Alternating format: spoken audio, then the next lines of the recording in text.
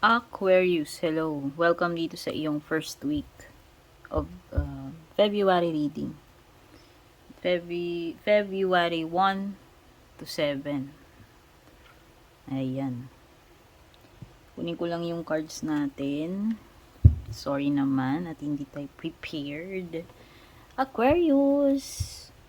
Regarding personal readings, Aquarius, dumiretso ka sa aking FB page. Kasi kahit magtanong po kayo dito sa YouTube, di po ako nagre-reply sa comments, no? Mag-PM lang kayo kung interesado kayong mag-inquire or mag-book ng personal reading sa aking FB page. Ayan. And thank you sa ating mga palaging sumusubaybay sa iba't ibang bansa dito sa Pinas, pati yung mga nag-subscribe.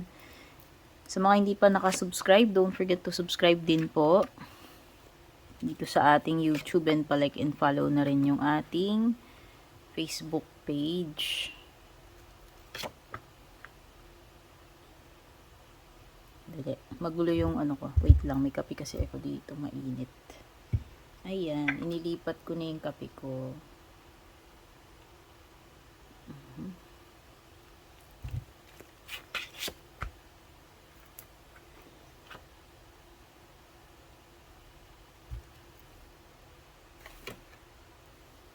Palaging labas ng labas yung temperance.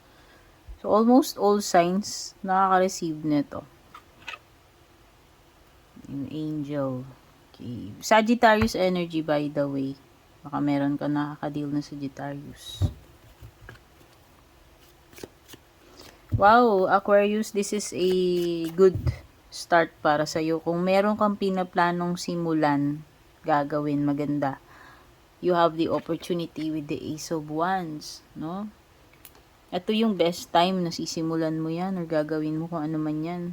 So, this is an indication ng magandang simula, no? Kung nagsisimula ka na negosyo, relationship, trabaho, or mga personal na bagay, mga gusto mong gawin, no?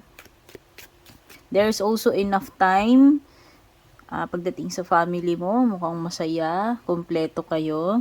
All is well. Ayan, you have happiness. Happiness, contentment, pagiging kompleto, no? So, napakagandang energies. This is a period ng peace, tranquility para sa iyo, yung pala angel. Kasi mapayapa ang lahat, masaya, all is well, walang mabigat na problem, pati sa family mo, ganun din. So, this is a period din ng recovery para sa iba sa inyo kung kayo ay on the path to healing, or kung yung mga tipong nakakabangon na kayo sa mga crisis, ayan, or mga problema, ito na yun. Okay? This is also an indication of birth of a child. So, pwede may pregnancy paparating sa inyo, or panibagong member ng family, bagong baby, growth. Okay, ang ganda. So, unti-unti mo nang makikita yung growth kung meron ka mga bagay na ininvest. Ayan, ito yun. Very optimistic na na card.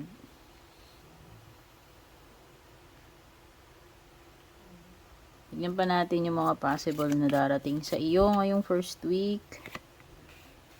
Ay, hard work. Okay. So, pwede magiging very busy. Happiness talaga, oh. Ang daming masasayang bagay ngayong first week para sa inyo. Dito pa lang. Nakita ko. Alam mo, muntik ko nang kalimutan. Oh, may wish come true din. Kasi itong dalawang card na to, parehong wish to. Katuparan. No? So, ano man yan, bagay na matutupad. No? Very happy ka, very contented. Kumpleto lahat. Blessed. Blessed. In short. Hard work ahead, yan. Yung pwedeng magiging very busy or maraming trabaho, no? Pwedeng iba mahihirapan kayo sa mga gawain nyo sa mga susunod. Okay, pleasure with a close friend. Ayan, meron ding eksena si BFF dito. Baka meron kayong magkikita kayo ni BFF, may usapan, yung mga ganyan, makakapag-banding. O, dealing sa relationship with a woman. O, baka babae si BFF. O, pareho kayong babae dito. Basta merong babae energy. Tignan naman natin when it comes to your love life.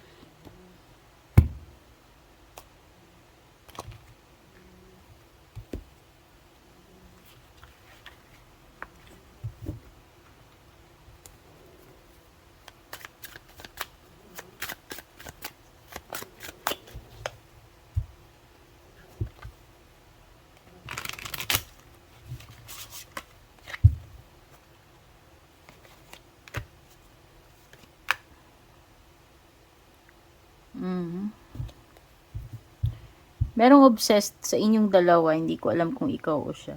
Pwedeng may secret admirer ka dito, ayan. Jowa mo man ito or hindi, basta meron ditong person na very, very obsessed sa iyo. Nakakatakot, ano? Kasi may secret admirer eh. Sobrang pagka-addict sa'yo na itong person na to. Ayan, nakalagay dito, obsession, infatuation, adoration, addiction. Kasi nga sabi ko nga, pwedeng hindi mo naman jowa yan, kaya lang parang ganun siya kahumaling sa'yo, Aquarius. Okay? So, nakakatakot din kasi, diba, alam mo yung mga napapanood natin sa movies. Ginawang no? Ginawang horror movie. Anong tawag ba dun? Yung mga parang crimes of passion. Parang ganun. Katakot. Wala lang. So, mag-ingat. Kasi parang masyado siyang sa'yo eh. Ayan, oh. Masyadong addict sa'yo tong person na to. Naalala ko tuloy yung kanta ni addict sa'yo. O, diba? Sobra ang pagkagusto sa'yo nito. Hindi ko nga lang alam kung type mo rin ba itong person na to. Or kahit naman jowa mo yun or asawa mo, yan, medyo talaga. Kanya ka lang, ganun ang dating. Sobra. Oo nga, siya, ikaw lang para sa kanya. Pero alam mo yung tipong parang nakakatakot na, nakakasakal, no? Kasi nga na ka na niya, na i-smother ka na nitong person na to dahil obsessed siya sa'yo. Unhealthy yun, kumbaga unhealthy na rin. Closing messages for you, Aquarius.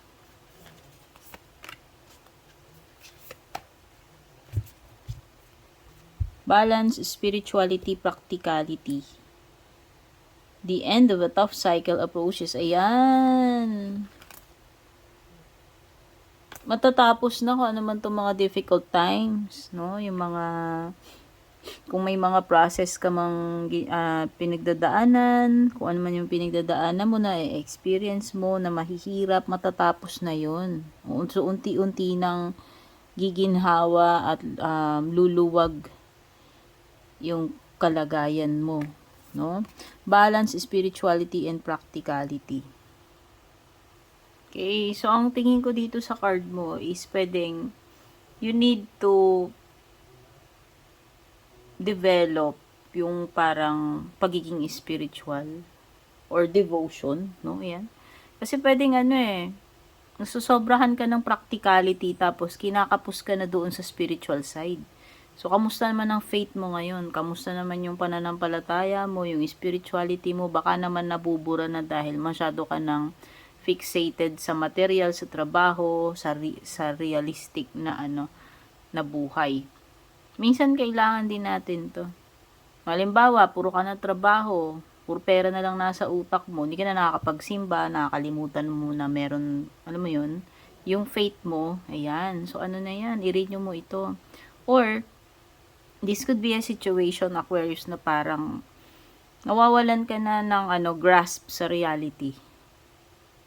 No? Parang pwedeng yung iba nabubuhay kayo dito sa illusion. Yung mga too good to be true, unrealistic expectations, imaginations, yan.